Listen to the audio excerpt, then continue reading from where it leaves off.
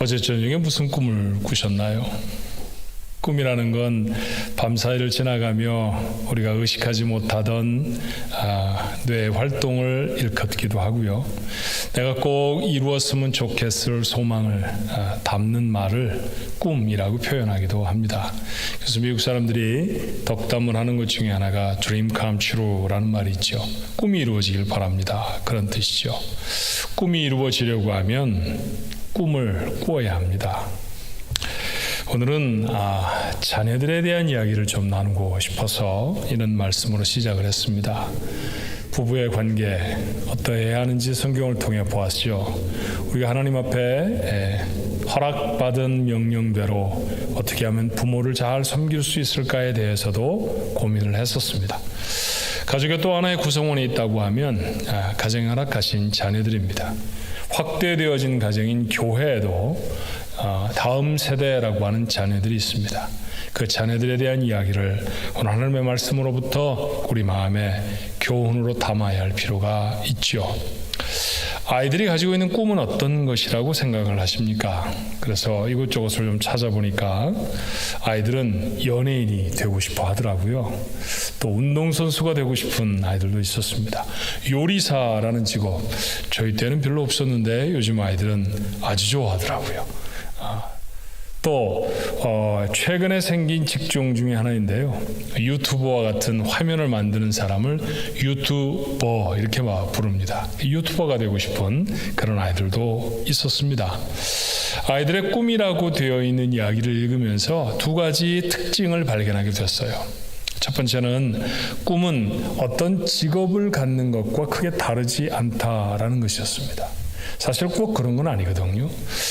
인류를 위해 봉사하고 싶다라든지 아니면 선하고 착한 일을 하고 싶다 이런 것일 수도 있는데 그런 꿈과는 다르게 어떤 특정한 직업이 그들의 꿈이 되는 경향이 아주 강했습니다.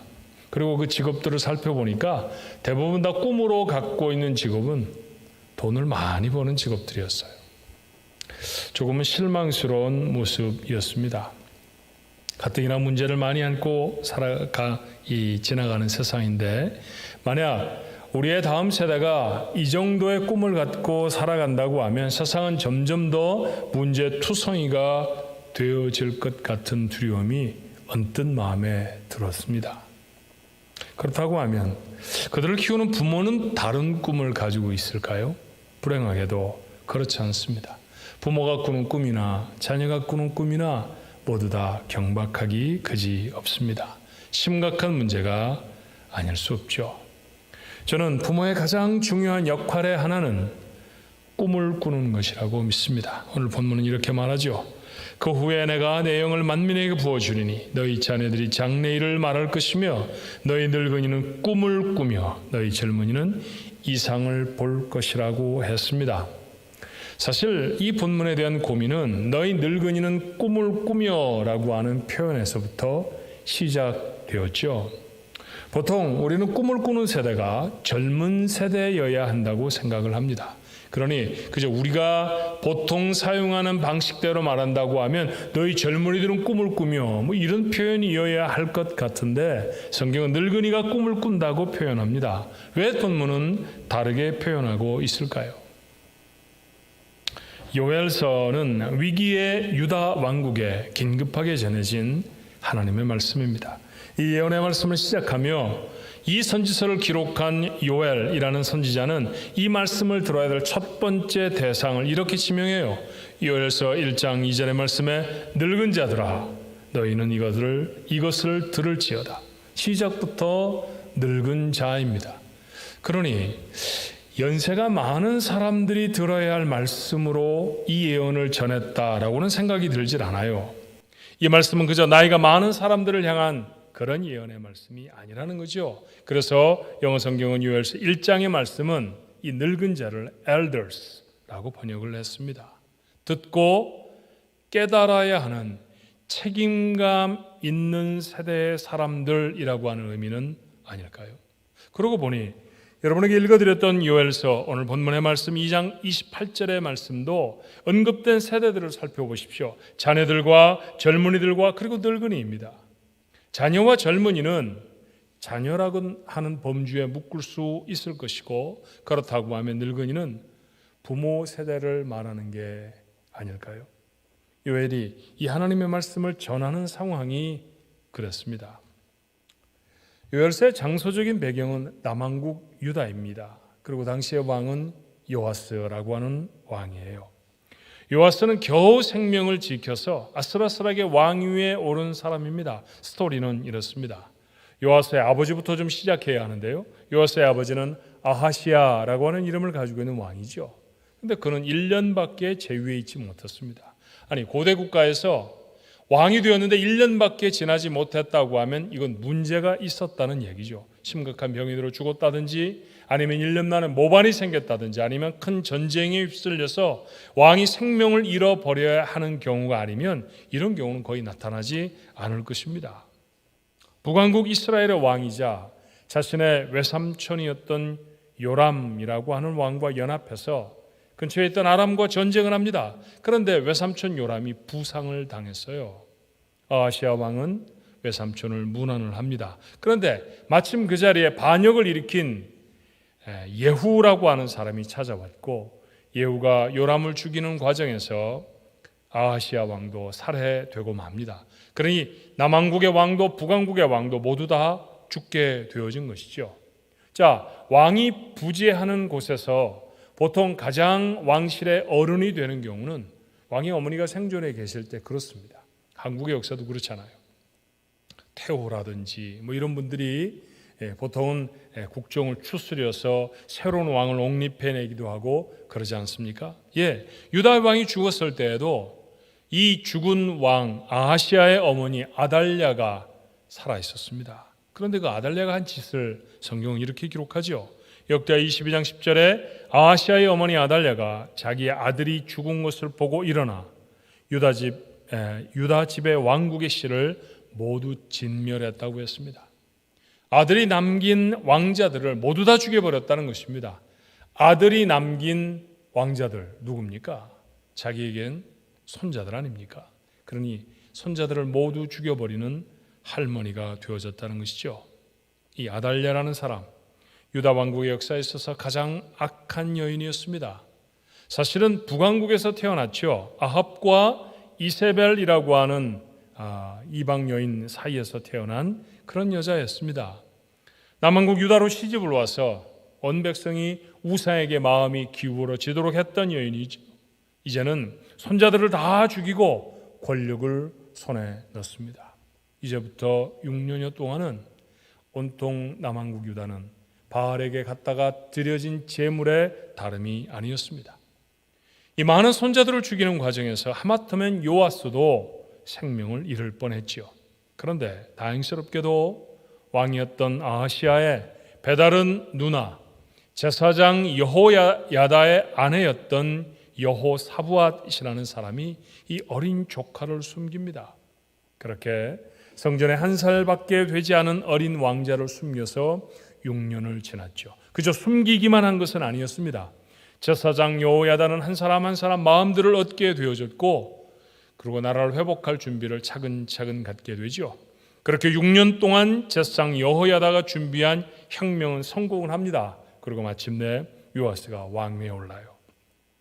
역대하 23장 11절의 말씀에 보니까 우리가 왕자를 인도하여 내어 면류관을 씌우며 율법책을 주고 세워 왕으로 삼을세, 여호야다와 그의 아들들이 그에게 기름을 붓고 이르기를 왕이여 만세수를 누리소서 하니라. 죽임을 당할 뻔했던 핏덩이 어린아이가 6년여를 잘 숨겨졌다가 마침내 왕위에 올랐습니다. 그가 바로 요아스입니다.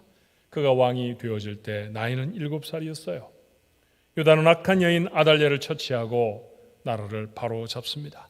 바알의 손아귀에 들어있던 나라를 하나님께로 돌려드리는 것이죠. 바알의 신당을 부수고 하나님을 향한 예배가 회복됩니다. 아마 여기까지는 제사장이었던 여호야다가 주장을 하고, 그리고 아직도 어린아이에 불과한 요아스는 그저 바라만 보게 되었을 거예요. 그러나 그것이 전부가 아니었습니다. 그가 점점 더 나이가 들어서 스스로 다스릴 수 있었을 때는 대대적인 성전 보수를 하기도 했습니다. 얼마나 지혜롭게 진척이 되어지지 아니하는 이 사업을 진척해서 여호와께 예배드리는 장소를 아름답게 구별하는지 몰라요. 은혜스러운 반전입니다. 그런데 성경은 의미심장한 이런 기록을 하나 남겨요. 역대하 24장 2절의 말씀입니다. 제사장 여호야다가 세상에 사는 모든 날에 요아스가 여호와 보시기에 정직하게 행하였으며 왕에게는 고모부이자 아버지 같은 생명의 은인이었습니다. 그 제사장 여호야다가 살아있을 동안에는 요아스가 잘했습니다. 그런데 그가 살아있을 동안에 잘했다라는 얘기는 뭘 의미하는 걸까요? 그의 후에는 문제가 생겼다는 것 아닙니까? 불행하게도 그랬죠. 역대하를 계속 읽다 보면 24장 17절 18절에 여호야다가 죽은 후에 유다 방백들이 와서 왕에게 절하매 왕이 그들의 말을 듣고 그의 조상들의 하나님 여호와의 전을 버리고 아사라 목상과 우상을 섬겼으므로 그 죄로 말미암아 진노가 유다와 예루살렘에 임하니라. 어쩌면 할머니 때로부터 깊이 유다의 조정에 들어와 있는 이 악한 세력들을 다 척결하지 못했을지 모릅니다. 늘 자신에게 정치적인 조언을 해주고 믿음의 길에 서도록 했던 고모부 제사장 여호야다가 죽은 후에는 그 사람들의 말에 휩쓸려 버렸습니다. 다시 우상 숭배를 시작합니다. 백성들은 하나님을 떠났죠. 이런 죄악을 지적하는 사람은 가차 없이 처단하기도 했습니다. 그렇게 목숨을 잃은 사람 중에는 스가랴라고 하는 특별한 사람도 있었죠. 자, 스가랴에 관한 기록을 좀 읽어볼까요? 역대하 24장 20절로 21절의 말씀입니다.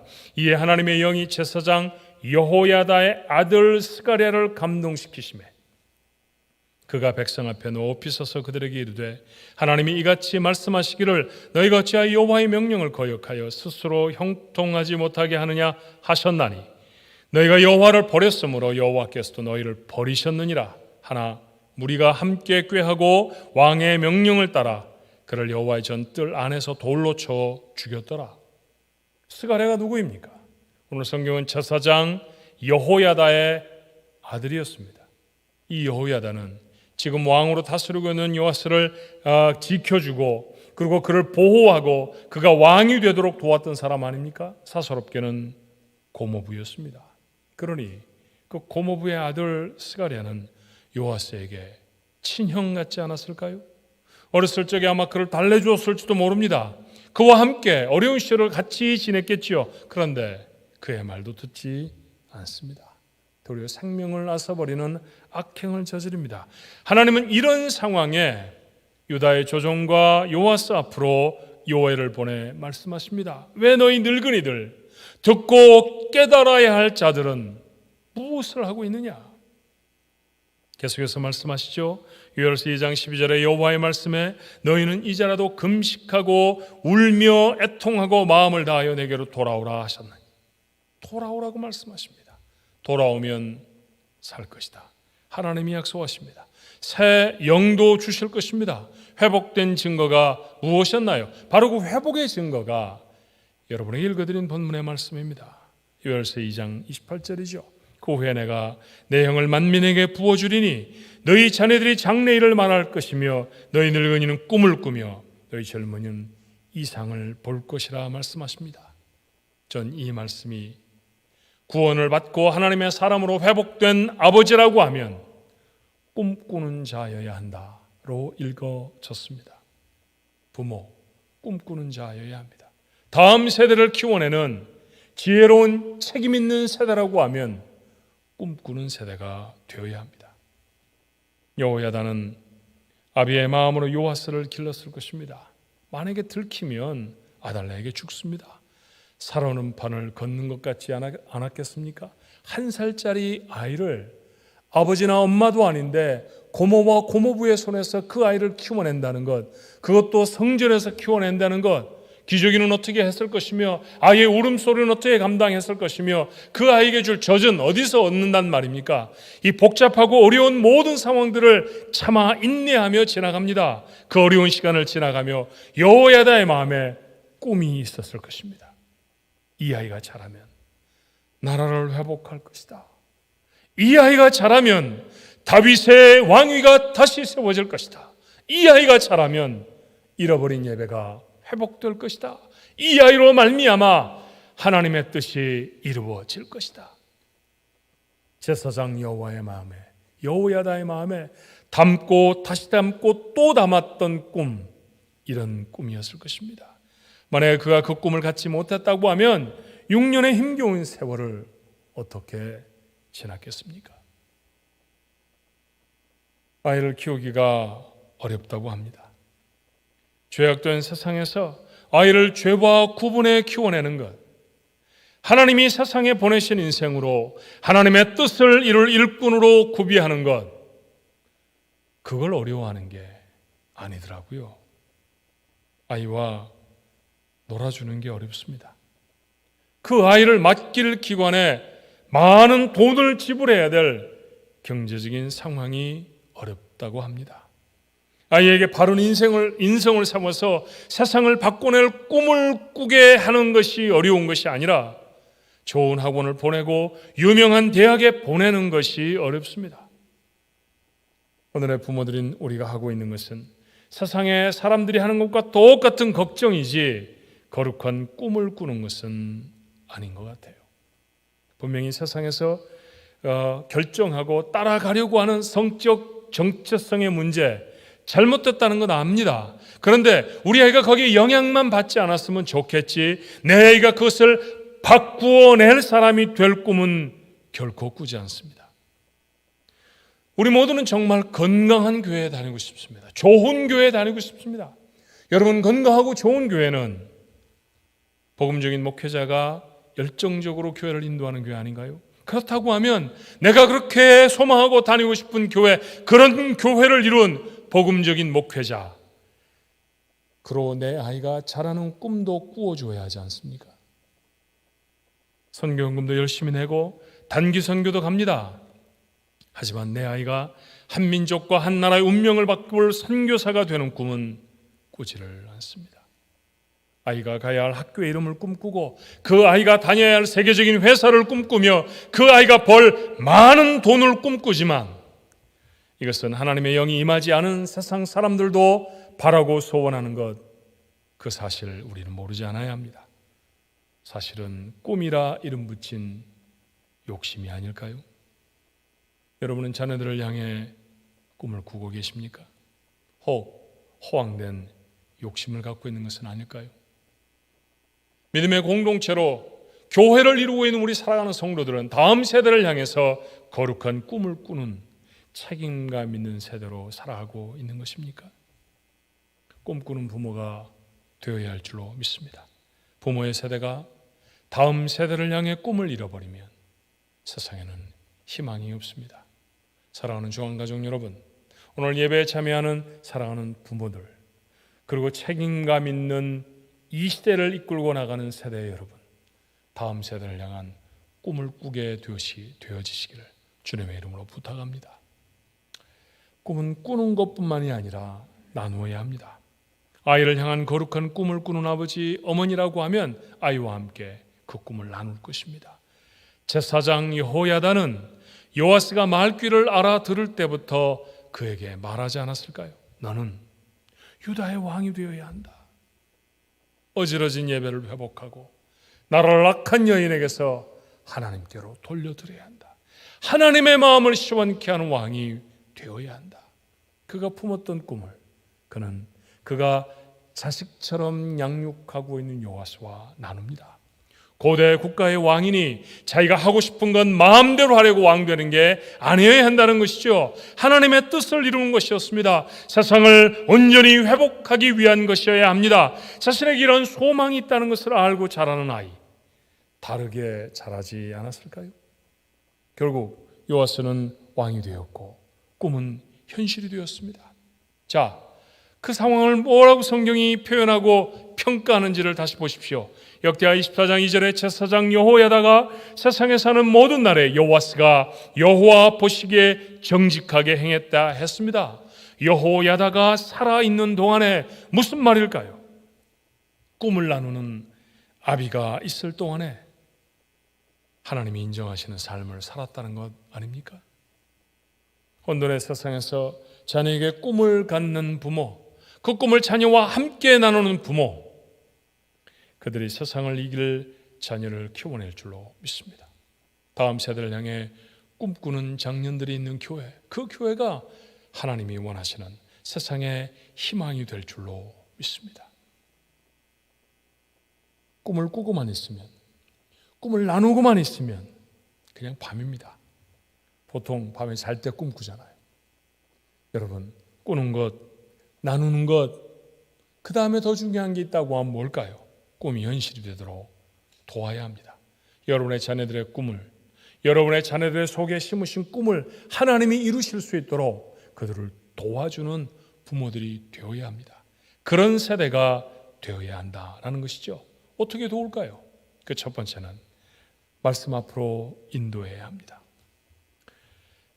꿈이 이루어지도록 여호야다는 요아스 왕을, 그 왕자를 어떻게 도왔을까요? 무엇보다도 그들은 요아스를 성전에 두었습니다. 물론 정적들에 의해 살해당하지 않을 가장 안전한 장소일 수도 있었을 것입니다. 그러나 성전은 다른 어떤 목적에도 우선해서 하나님께 예배드리는 곳 아닙니까? 하나님의 임재가 가장 충만히 확인될 수 있는 곳, 바로 그곳이 성전입니다. 요아스에게는 바로 그곳이, 자신이 숨어서 살아가고 있는 바로 그곳이 하나님의 임재를 경험할 수 있는 곳이었습니다. 제사장은 그곳에서 왕자를 키워냅니다. 당연히 하나님의 말씀을 가르쳤겠죠. 7살 먹은 어린 요아스가 즉위할 때, 왕이 되어졌을 때 여호야다가 그에게 준 것은 단 하나였습니다. 역대하 23장 11절의 말씀에 무리가 왕자를 인도하여 내어 면류관을 씌우며 율법책을 주고 세워 왕으로 삼을세. 여호야다와 그의 아들들이 그에게 기름을 붓고 이르기를 왕이여 만세수를 누리소서 했다고 합니다. 칼을 준 것이 아니었습니다. 곳간에 가득히 통치할 수 있는 자금들을 남겨준 것이 아닙니다. 그의 손에, 그 고사리 같은 어린 손에 여전히 들려주어 생명처럼 지켜야 할 것, 하나님의 말씀이었습니다. 그 말씀을 붙들고 나라를 다스리도록 한 것이죠. 그래요. 그렇게 꿈꾸는 아이를 하나님의 말씀으로 훈련시켜 주었습니다. 그리고 그의 꿈이 실제가 되어줄 수 있도록 도와주었던 것이죠. 이스라엘 나라가 영원히 견고하기를 꿈꾸었던 다윗도 솔로몬에게 한 가지밖에는 당부하지 않았습니다. 무엇인지 기억나시나요? 열왕기상 2장 3절에 내 하나님 여호와의 명령을 지켜 그 길로 행하여 그 법률과 계명과 율례와 증거를 모세 율법에 기록된 대로 지키라. 그리하면 내가 무엇을 하든지 어디로 가든지 형통하리라. 왕도는 다른 곳에 있지 않았습니다. 이스라엘이 꿈꾸는 자신의 자녀에게 그 꿈을 이루기 위해 나누어 주었던 가장 절절한 방법은 다른 것이 아니었습니다. 하나님의 말씀이었습니다. 자녀에게 주신 하나님의 꿈이 이루어지기를 소원하십니까? 하나님의 말씀 앞으로 그들을 인도하십시오. 어른들에게 묵상하라고 참 많이 교회에서 권고를 합니다. 어른들만 해야 되는 게 아니죠. 묵상하는 여러분의 모습 때문에 여러분의 자녀들도 하나님의 말씀 앞에 나와 그 말씀을 묵상할 수 있어야 합니다. 교회가 가지고 있는 수많은 프로그램 중에 자녀들을 양육할 수 있는 프로그램 중에 하나라고 생각하지 마십시오. 말씀 앞으로 그들을 인도해내는 것, 그것보다 중요한 신앙교육은 없습니다. 오랜만에 오롯이 자녀들과 함께 시간을 보내게 되지 않습니까? 어떤 때는 복잡해진 집 때문에 여러분이 여전히 해야 하는 일에 집중할 수 없는 시간의 쪼개어짐 때문에 고통스러울 수도 있습니다. 그러나 어쩌면 지금이야말로 가장 귀한 기회일 수 있죠. 그와 함께 말씀 앞에 서는 것입니다. 온라인 예배로 함께 합니다. 이 예배도 자녀들과 함께하며 하나님 앞에 가족이 한 모습으로 나아갈 수 있는 정말 귀중한 기회도 될 수 있지 않겠습니까? 말씀 앞에 서십시오. 말씀 앞에 서서 세상의 잡다한 소리나 내가 하는 잔소리가 아니라 하나님의 말씀이 그들을 교훈하도록 하십시오. 이것이 꿈이 현실이 되어지도록 자녀를 돕는 길이라고 믿습니다. 자녀들이 꿈이 이루어질 수 있도록 돕는 두 번째 방법은 격려하는 것입니다. 현실의 벽은 종종 꿈꾸는 자를 좌절하게 하지요. 정말 많은 꿈을 가지고 살아가는데, 그런데 우리 앞을 턱 막아선 현실 때문에 걸음이 늦춰지거나 무릎을 꿇어버렸던 경험들 여러분 종종 하게 되지 않습니까? 우리의 자녀들도 마찬가지일 것입니다. 어떻게 하면 그 좌절을 넘어설 수 있을까요? 좌절을 넘어서는 능력, 다른 곳에서 오지 않습니다. 그를 사랑하는 자의 격려에서 옵니다. 엔리코 카루소라고 하는 사람은 이탈리아가 낳은 세계적인 성악가입니다. 세계 성악가를 둘로 나누어서 카루소 이전의 성악가, 카루소 이후의 성악가, 그렇게 나누기도 한다고 해요. 카루소가 음반으로 처음 성악곡을 이렇게 레코딩한 사람이기도 하기 때문이라는 이야기를 들었습니다. 그는 매우 가난한 나폴리의 아주 빈민가에서 태어납니다. 노래를 잘했고 노래를 하고 싶었습니다. 교회를 다녔는데 교회 주일학교 선생님이 그가 노래 잘하는 걸 보고 그저 아마추어 수준의 노래를 가르쳐 주었어요. 그런데 카루소는 성악가가 되고 싶었습니다. 어머니가 공장에가 모은 돈으로 첫 번째 레슨비를 모아서 선생님을 만났죠. 그런데 처음 그의 목소리를 들어준 음악 전문 선생님의 평가는 혹독했습니다. 내게 노래는 적당하지 않은 것 같다. 마치 덧문이 바람에 흔들리는 것 같구나. 소리가 컸던 모양이에요. 이탈리아의 집들은 바깥에 덧문을 대놓고 바람이 불면 닫곤 했는데 그게 바람이 많이 불면 우웅 하고 울렸겠죠. 그렇게 마치 문이 울리는 것 같은 소리 가지고 무슨 노래를 부른다는 거야. 눈물을 훔치며 아들은 레슨방을 빠져나옵니다. 그런데 밖에서 기다리고 있던 어머니 안나 발디니가 그를 꼭 품에 안고 이렇게 격려를 했다고 해요. 넌 꼭 훌륭한 성악가가 될 거야. 봐, 네 노래가 점점 더 좋아지고 있잖아. 그는 어머니의 이 격려가 자신을 성악가로 만들었다고 고백합니다. 자녀들의 한두 번의 실패에 좌절하지 마십시오. 하나님의 꿈을 품은 부모는 아무리 어려운 상황에도 자녀의 마음에 용기를 불어넣을 격려를 준비해야 합니다. 여러분 주변에 있는 많은 자녀들, 그들의 나이가 많든 적든 간에 크고 작은 문제와 시련들이 그들 앞에 놓여 있을 때 부모의 역할, 그를 위해 격려해 주는 것입니다. 그를 믿어주는 것이죠. 할 수 있어. 하나님이 내 속에 심으신 꿈 반드시 이룰 거야. 그를 사랑하는 아빠가, 그를 사랑하는 엄마가, 교회 다음 세대들을 사랑하는 교회에 책임진 기성세대들이 그렇게 다음 세대를 격려할 때 저들은 현실의 벽을 넘어설 용기와 힘을 갖게 될 줄로 믿습니다. 그런 자녀들로 키우십시오. 그런 부모가 되어 주어야 합니다. 마지막 세 번째로 기도해야 하겠죠. 어떤 부모가 기도했는가? 정말 많은 부모들이 기도하지만 우리가 너무나 잘 알고 있는 사람 한 분을 생각하게 됐어요. 어거스틴의 어머니였던 모니카입니다. 집을 떠나서 북아프리카의 카르타고에 가 온전치 못한 결혼 생활을 할 때에도 모니카는 아들을 향한 꿈을 잃어버리지 않았습니다. 만이교에 빠져서 그가 헤어나오지 못할 때에도, 모두가 다 그를 포기했을 때에도 모니카만은 꿈을 붙듭니다.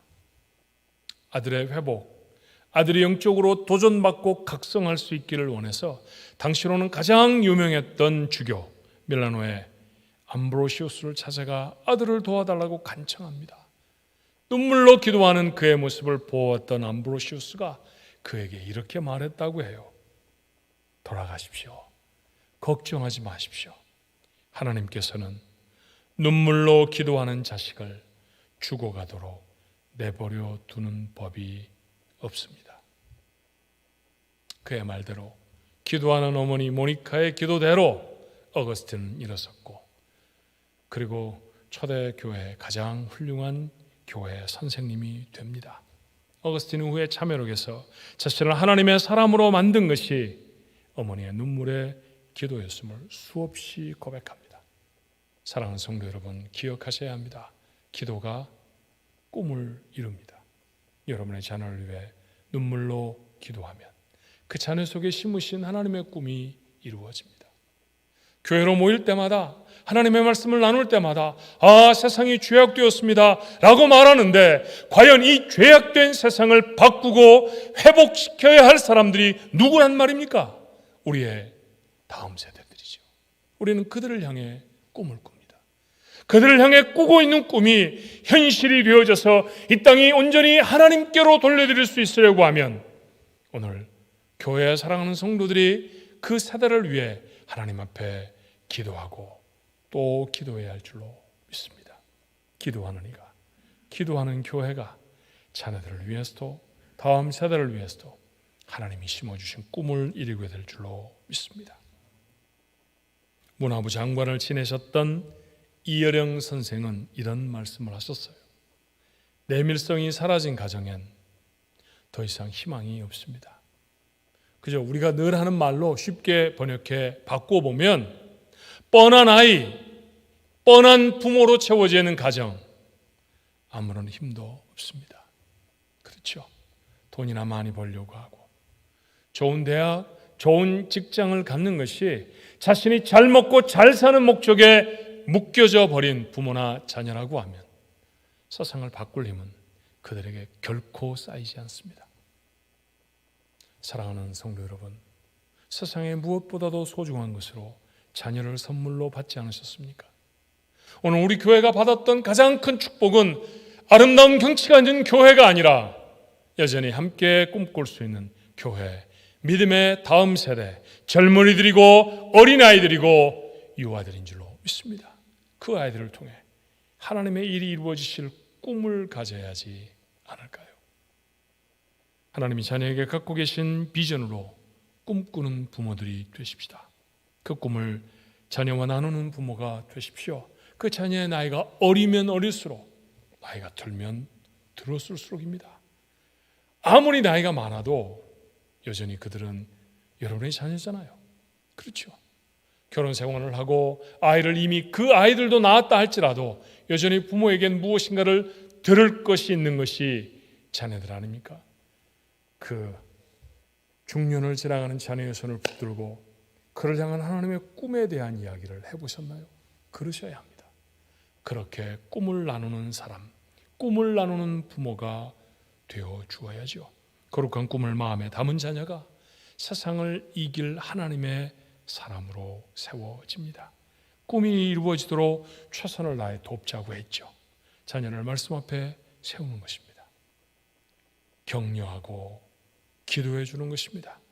꿈이 이루어지는 것을 볼 것입니다. 꿈이 이루어지면 얼마나 기뻐요. 꿈꾸던 걸 얻었습니다. 이건 많은 사람들이 할 수 있는 고백이 아닙니다. 오늘 하나님의 말씀을 마음에 담고 자녀를 위해서, 다음 세대를 위해서 꿈을 잃어버리지 않는 하나님의 사람들이 마침내 이루고 받을 복일 줄로 믿습니다. 오늘 예배에 참여한 여러분 모두의 삶에 이 놀라운 축복이 현실이 되어지시기를 주님의 이름으로 축원합니다. 오늘 우리 자녀들을 위해서 같이 한번 기도할 수 있으면 좋겠어요. 여러분 혹시 처소에서 자녀들이 곁에 있나요? 자녀들의 머리에 손을 얹는 것은 정말 거룩한 행위입니다. 아버지가 계시다고 하면, 엄마가 계시다고 하면 어깨를 보듬든지 그 아이의 머리에 손을 얹어봐 주시겠습니까? 혹시 나이가 든 아들, 나이가 든 딸과 함께 계시나요? 예, 그들의 지쳐진 손을 붙드십시오. 그리고 우리 하나님 앞에 한번 기도하십시다. 하나님, 이 아이를 주셨을 때를 잊지 않습니다. 얼마나 기쁘고 감사했던지요. 이 아이를 받았을 때의 꿈, 그 꿈을 잃어버렸습니다. 회복하게 하여 주옵소서. 미처 몰라서 잘못 꾸었던 꿈이 있다고 하면 오늘 이 시간에 이들이 하나님 앞에 온전히 쓰임받아 영광을 나타낼 수 있도록 새로운 꿈을 제 마음에 허락해 주옵소서. 이 아이를 사용해 주옵소서. 이 아이를 통해 영광을 받아 주옵소서. 이 시간에 우리 자녀들을 위해서 우리 하나님 앞에 한번 동성으로 한 1, 2분 동안만 간절히 기도합니다. 은혜와 사랑이 많으신 아버지, 오늘 저희들에게 귀한 자녀를 주셔서 그 자녀를 위해 축복하며 중보하며 기도할 수 있게 하시니 아버지 감사합니다. 주셨을 때 믿음의 가정들이 자녀를 양육함에 실패하지 않게 도와주옵시고, 험악한 세상 속에 하나님이 교회에 주신 수많은 사명들이 있지만 그 사명 중에 특별히 자녀들을 키워내고 하나님 앞에 돌려드리는 귀한 사명 실패하지 아니하도록 교회를 축복해 주시옵소서. 우리의 다음 세대들, 우리의 자녀들에게 은혜를 더하여 주시기를 소원하옵고 예수님의 이름으로 간절히 기도하옵나이다. 아멘.